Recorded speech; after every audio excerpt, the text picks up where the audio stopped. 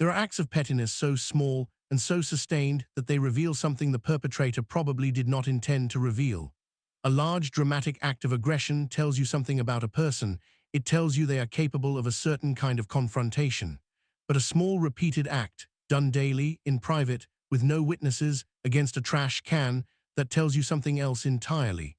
It tells you about patience, about obsession, about the specific quality of attention that a person gives to an irritant when the irritant is their neighbor and the irritant is, from any reasonable perspective, doing nothing wrong. It tells you that the person doing the small repeated thing has organized a portion of their daily mental life around your trash can, and that this organization is, to them, so natural and so justified that it does not even register as unusual behavior. The person who organized a portion of their daily mental life around my trash can was Roberta Sims. She was 62 years old, had been the HOA president of Lackeridge Crossings for 5 years, and had, at some point in the year before this story begins, developed a fixation on my trash, and that I still do not entirely understand even now, with full knowledge of everything that happened. I understand the surface level, the regulation, the enforcement mechanism, the specific provision she cited. What I do not understand, and what I think anyone who has spent time thinking about human behavior would find genuinely puzzling, is why she chose this particular hill. Why, of all the things in Lackeridge Crossings that might attract the attention of a person with Roberta's organizational temperament and her position's authority, the trash can in front of my house became the thing. It was a standard wheeled trash can, dark green, 96 gallons, the kind that the County Waste Management Service delivered to every household in its service area. Not special, not unusual, not particularly attractive or unattractive, a trash can. What it became over 8 months was something else. My name is Patrick Holloway. I am 46 years old. I am an iron worker by trade. I have been working structural steel for 23 years, the last 9 of them running my own fabrication shop that does custom metalwork for construction projects, architectural installations, and the occasional private commission. I work with steel the way other people work with wood. It is the material I understand at a level that is below conscious thought, the material I can look at and know immediately what it can do and how to make it do it.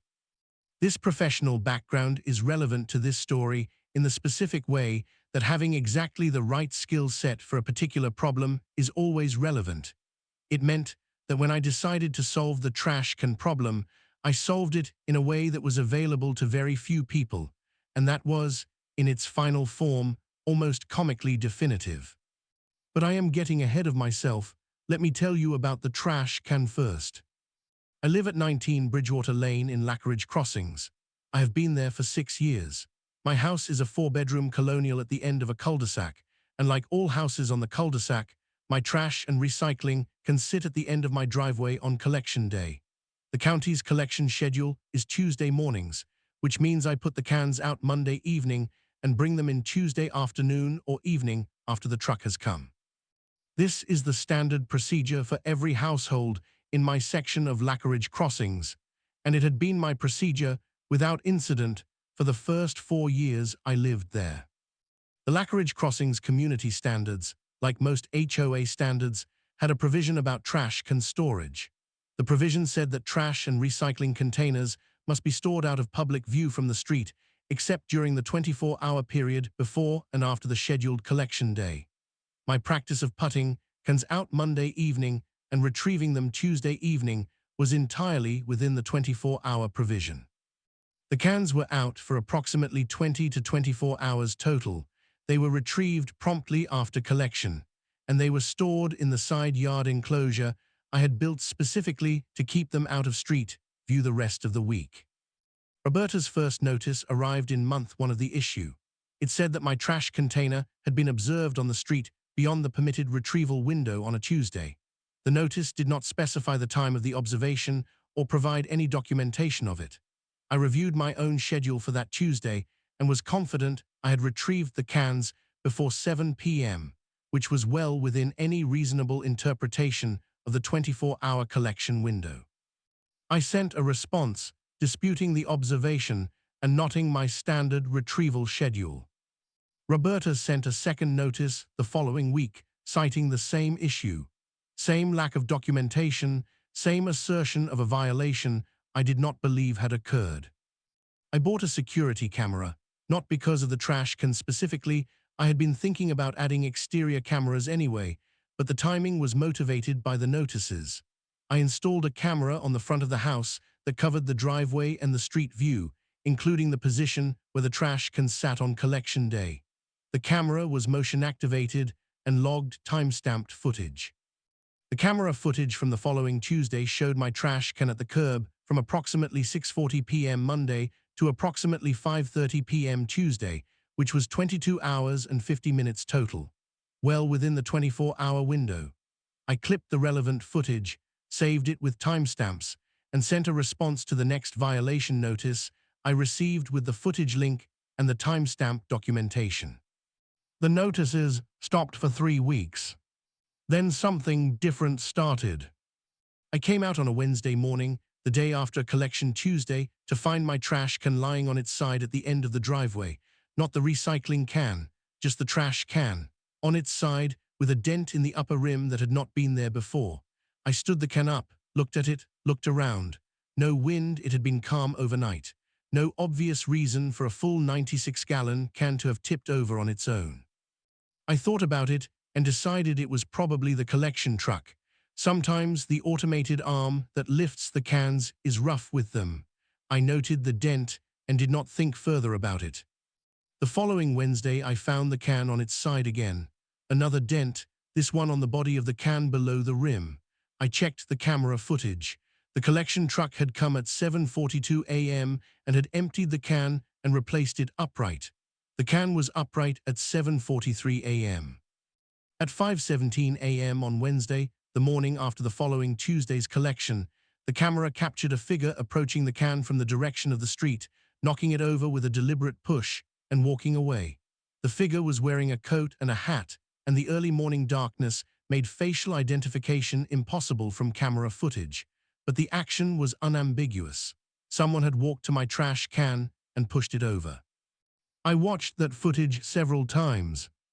Then I started watching every Wednesday morning. Over the following 6 weeks, the can was knocked over on 4 separate Wednesday mornings. The camera captured the figure each time. The same coat, the same hat, the same approach from the same direction, the same deliberate push, the same walk away.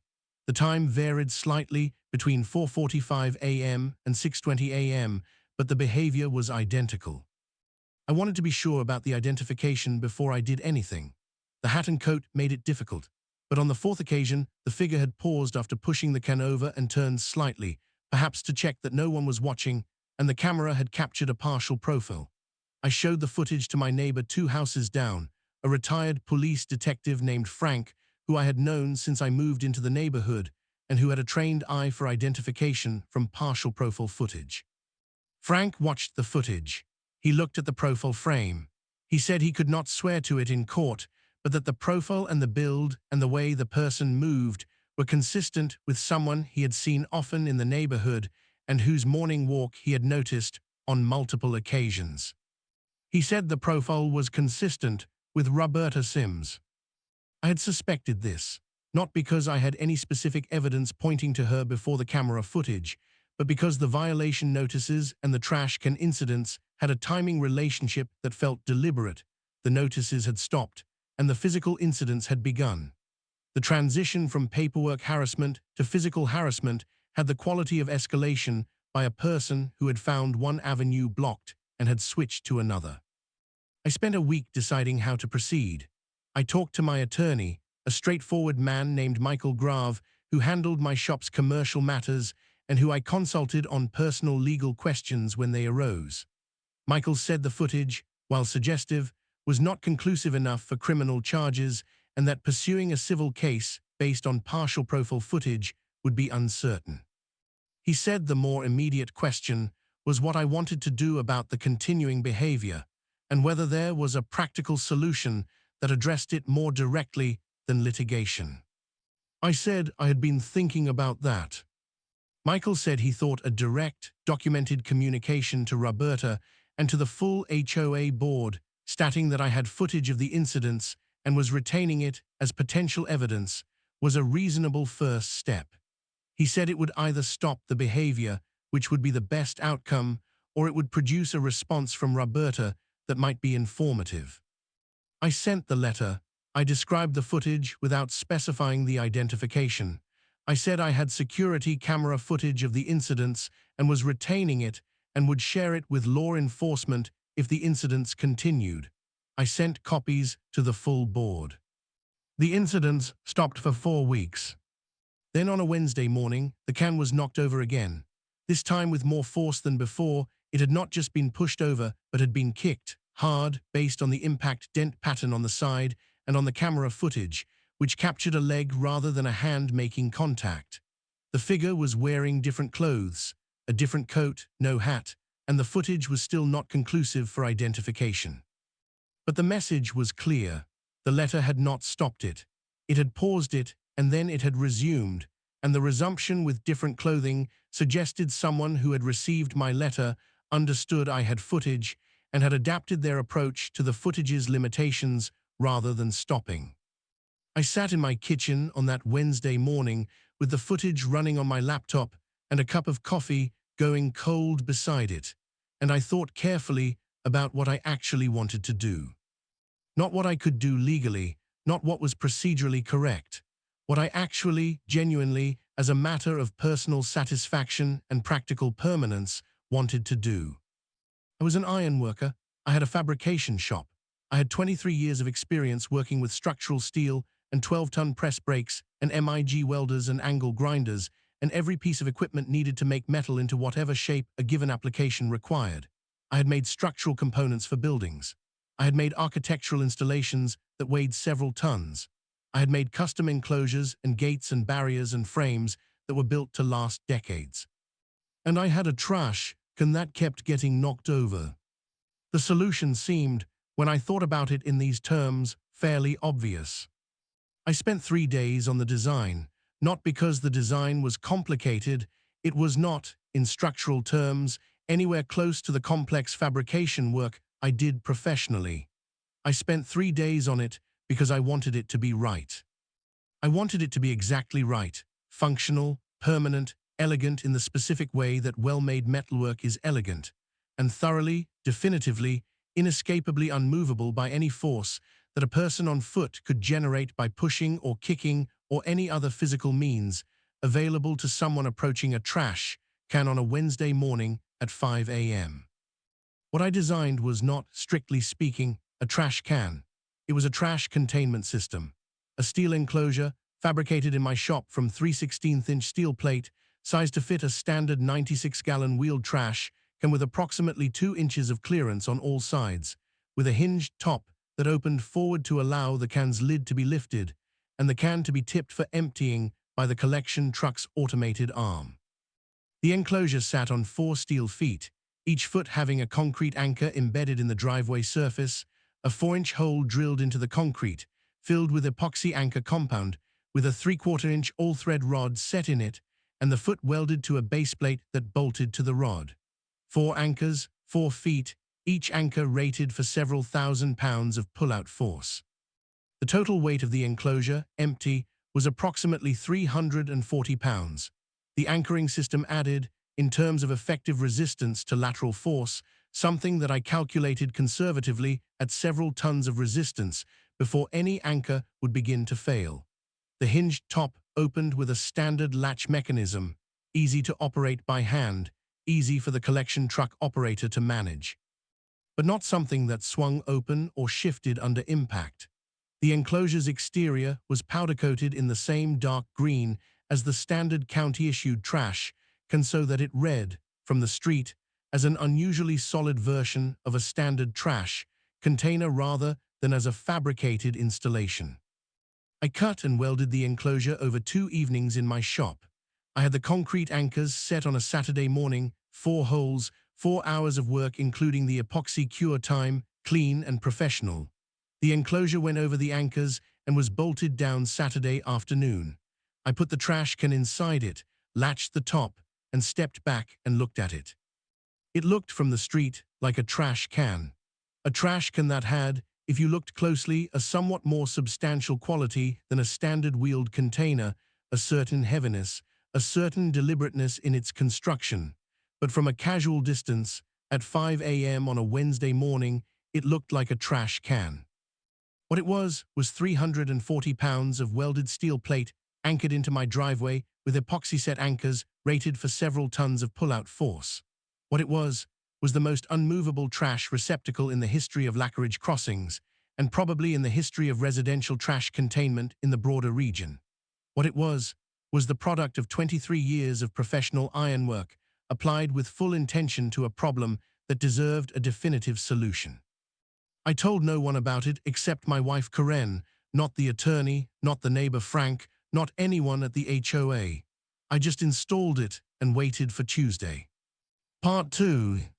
The first Tuesday after the installation was a standard collection day. I watched on the camera as the county's collection truck came through at 7:50 a.m. The driver stopped at my driveway and I watched him get out of the truck, which was not the standard procedure. The automated arm typically handled everything without the driver leaving the cab, and walk up the driveway to look at the enclosure.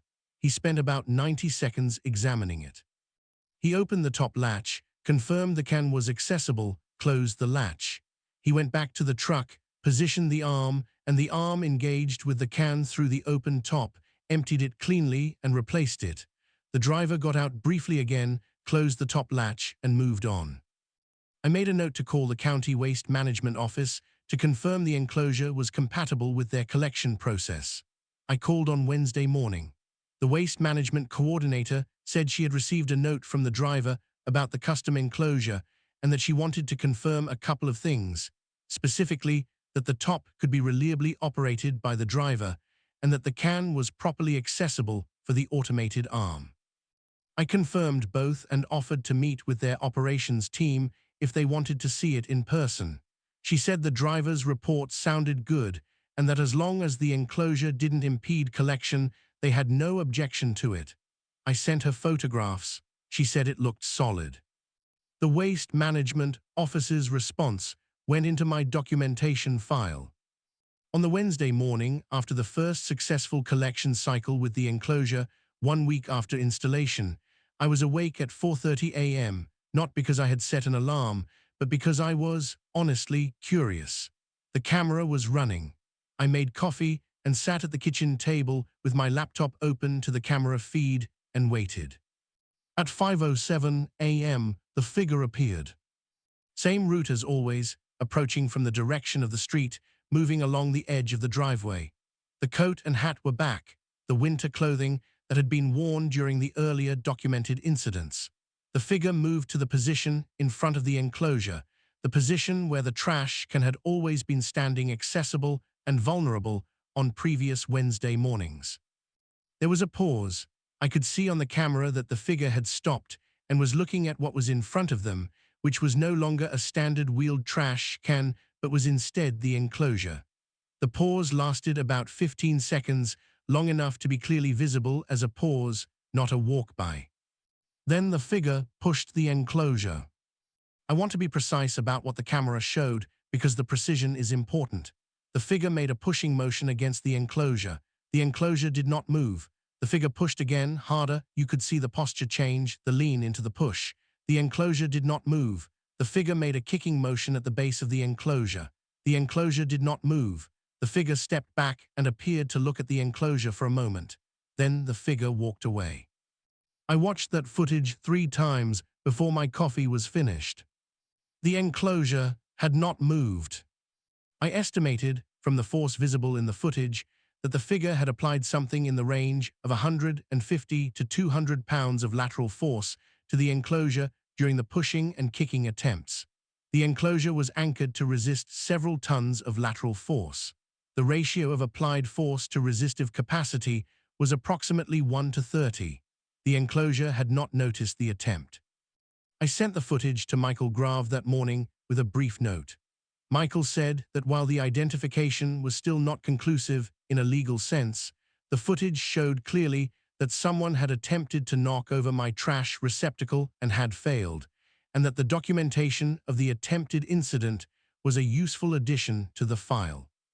He said he would send the full documentation file, all the footage, the violation notices, the letters, to the HOA board with a formal note indicating that I had documented evidence of a sustained pattern of physical harassment of my property and that I expected the board to address it.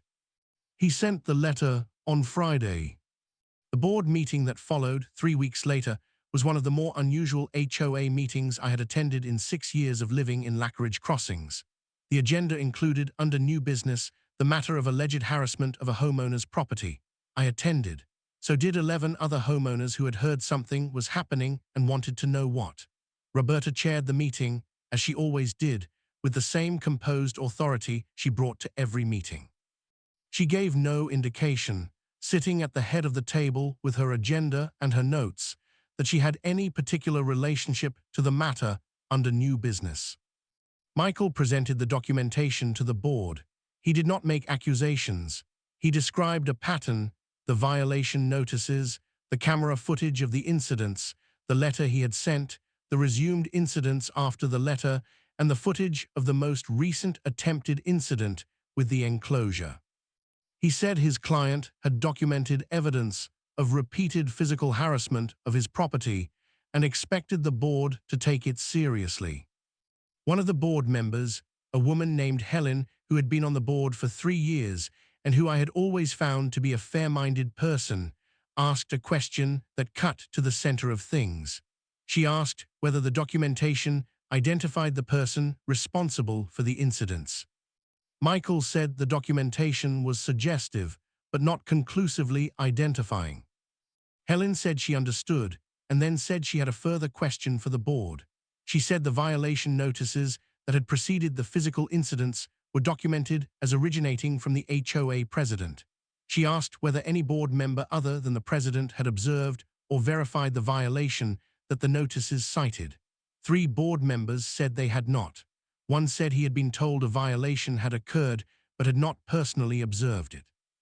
Helen said she wanted to note, for the record, that the notice process appeared to have been conducted by a single board member without verification by the rest of the board, and that this was inconsistent with the HOA's enforcement procedures, which required that violation notices be based on observed violations documented by at least 2 board members. Roberta said she had the authority as HOA president to issue notices based on her own observation. Helen said she understood Roberta's position on that and wanted to note that her own reading of the enforcement procedures did not support that interpretation. The meeting continued. At the end of it, the board voted on 2 resolutions. The first required that all future violation notices be co-signed by at least 2 board members and include documentary evidence of the observed violation. The second required the board to formally investigate the pattern of physical incidents documented in Michael's presentation and report its findings at the next meeting. The investigation resolution passed 4-1. Roberta was the one. The investigation was conducted by Helen and another board member named Carl, who was a retired judge and whose participation in the investigation had a quality of thoroughness that I found reassuring. Helen and Carl reviewed all the footage Michael had provided, interviewed me, interviewed Frank, the retired detective neighbor who gave his assessment of the partial profile identification, and interviewed 2 other neighbors who had seen the figure on the street on early Wednesday mornings and whose independent descriptions were consistent with each other and with Roberta's general description. Helen and Carl presented their findings at the following month's board meeting. Their findings said that the evidence was consistent with the HOA president having conducted a sustained pattern of harassment of a homeowner's property, including physical interference with the homeowner's trash receptacle on multiple documented occasions, and that this pattern of conduct was inconsistent with the standards of behavior expected of an HOA officer and constituted a basis for the board to consider the officer's fitness to continue in the role. Roberta disputed the findings at length. She said the identification was not conclusive. She said the investigation had been conducted by board members who were biased against her. She said the physical incidents had not been proven to be connected to the violation notices or to the HOA in any way. She said a great deal, at some volume, for approximately 25 minutes. The board voted. The vote was 3-1 to recommend that Roberta step down from the HOA presidency pending further review of her conduct. The fourth board member abstained. Roberta was the one who voted against. Roberta did not step down voluntarily. What happened instead was that the board's recommendation triggered a homeowner recall petition process under the HOA's bylaws. The petition required signatures from 20% of homeowners to force a recall vote. The petition was circulated by Helen and Carl and collected signatures from 41% of homeowners within 2 weeks. The recall vote was held at a special meeting. Roberta was recalled by a vote of 63% to 37%. The meeting at which the recall vote was certified was the last HOA meeting Roberta attended as president. She left immediately after the vote count was announced without speaking to anyone. I watched her leave from the back of the room where I had been sitting, and I felt the particular flatness of a conclusion that had been a long time coming, not triumph, not celebration, just the settled quality of something being over. The new HOA president was Helen, who was elected at the same meeting to fill the vacancy. Helen's first act as president was to send every homeowner in Lackeridge Crossings a letter outlining the new violation notice procedure, the 2 board member co-signature requirement, the documentary evidence requirement, the review process for challenged notices. The letter was clear, professional, and exactly the kind of communication that should have been the standard from the beginning. My trash enclosure is still in my driveway. It has been there for 2 years. The County Waste Management Service has incorporated it into their collection route without any further conversation. The drivers know it now, they know how the latch works, and the collection happens every Tuesday morning with the same efficiency as every other stop on their route. The enclosure's powder coat has weathered slightly in 2 years of outdoor exposure, not degraded, just developed the particular character that steel develops when it has been through seasons. The dark green is slightly deeper in color than it was when I first applied it. The weld lines are clean and visible in certain lights. The anchor bolts are tight. Nothing has attempted to move the enclosure in 2 years. I do not expect anything to attempt it. Not because the neighborhood is perfectly peaceful. It is an ordinary neighborhood with ordinary minor frictions, but because the thing that had been driving the specific harassment of my specific trash receptacle is gone, and without the driver, the behavior has no source. I still have the camera. I check the footage occasionally, not with any anxiety, but out of the professional habit of monitoring equipment I have installed and maintaining awareness of my property. The footage is unremarkable. Cars going past, neighbors walking dogs, the occasional deer at the edge of the yard in the early morning, normal suburban life in the quiet hours. Frank, the retired detective neighbor, came by about a month after the recall and looked at the enclosure from the end of the driveway with the evaluating eye of someone who has spent a career assessing things. He said it was a serious piece of fabrication. I said thank you. He said he had never seen anything like it used as a trash can enclosure. I said it was a first for me too. He said it must have taken some doing. I said not really, for someone with the right equipment. He nodded and said sometimes having the right equipment for a problem is most of the solution. I said that was probably true. He said he would see me around and walked back to his house. I went back into the shop and started on a structural commission for an office renovation in the city, which was due at the end of the month, and which required the kind of focused attention that makes everything else temporarily irrelevant. I cut and welded for the rest of the afternoon, and by the time I stopped, the light outside was gone, and the shop was lit by the overhead fluorescence, and the project was further along than I had expected, and the trash enclosure in my driveway was doing exactly what I had built it to do, which was nothing, except stand there and be 340 pounds of anchored steel and let the rest of the neighborhood be ordinary around it. It does this very well.